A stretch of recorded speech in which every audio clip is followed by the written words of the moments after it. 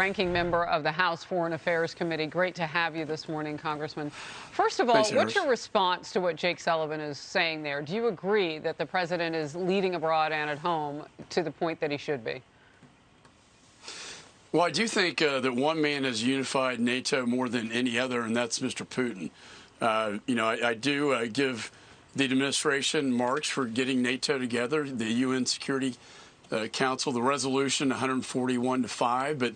But then, when he goes off script, Harris, every time he does that, he seems to cause an international incident, and we get way off messaging. It's not the policy of the United States to have regime change. And he's always talking about not escalating, which is the reason why they didn't send the MiG jets into Ukraine in the first place, because they don't want to be too provocative. I think this is why you saw an NBC News poll saying that 70% of the American people believe he's not doing a very good job as a wartime, president. And if you talk to Zelensky, and I was with the Ukrainian ambassador yesterday, what were the deliverables that came out of this meeting at NATO? Other than talking about maybe giving more energy to Europe rather than Russia, well, why did you waive the mandatory sanctions on Nord Stream 2? What he needs, Zelensky desperately needs, not only these jets, but the S-300 anti-aircraft that would give him his no-fly zone.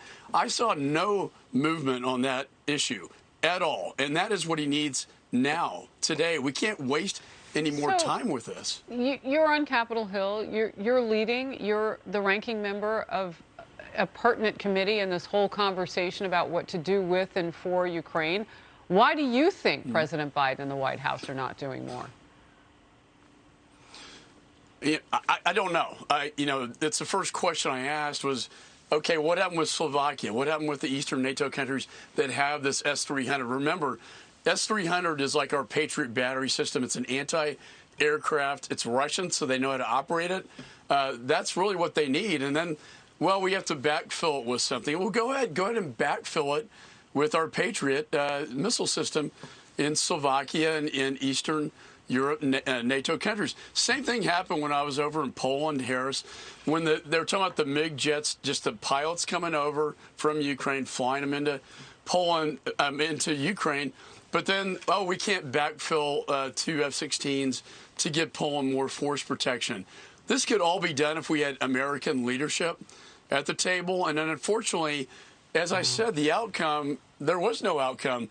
Zelensky didn't get any more weapons than the day before they started these meetings. It is hard to believe that Biden's name is being spoken as much as Putin's name today because of that gaffe, not because of all the things that you just listed that militarily need and could be done. House Republicans are demanding answers about an internal FBI audit, which found the Bureau has broken its own rules in hundreds of investigations. The 2019 audit only came to light earlier this month, and it mentions more than 700 so-called compliance errors, including questionable surveillance of politicians and religious groups. Congressman Andy Biggs had this to say. Did mention that there were things like search warrant and other procedural errors, and we really need to get to the bottom of that. And then the other aspect to it, Ainsley, is that Christopher Wray was before Congress and testifying that they always follow these predicates and these rules. Well, we need to find out if they've actually corrected these, who was targeted, why they were targeted, and how these errors might have in fact impacted these investigations. So what do you do about this? How do you investigate the investigators? Well, you have an outside investigator. That would be Inspector General. I would call upon an outside investigation by the Inspector General. You can't do this now internally. I was a federal prosecutor for many years.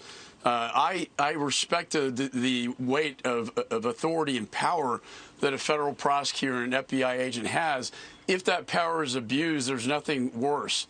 And so it sounds to me like what's happening is FBI agents are running around in a rogue fashion, not consulting with the prosecutor like myself, who would guide them as to what the law requires, but rather starting their own investigations, not working with the prosecutor, not going through the proper channels of review, not only within the FBI, but, I was in the public integrity section. We focused on public corruption, including members of Congress. In that day, The layers of review are very, very high. In fact, in many cases, went all the way to the Attorney General.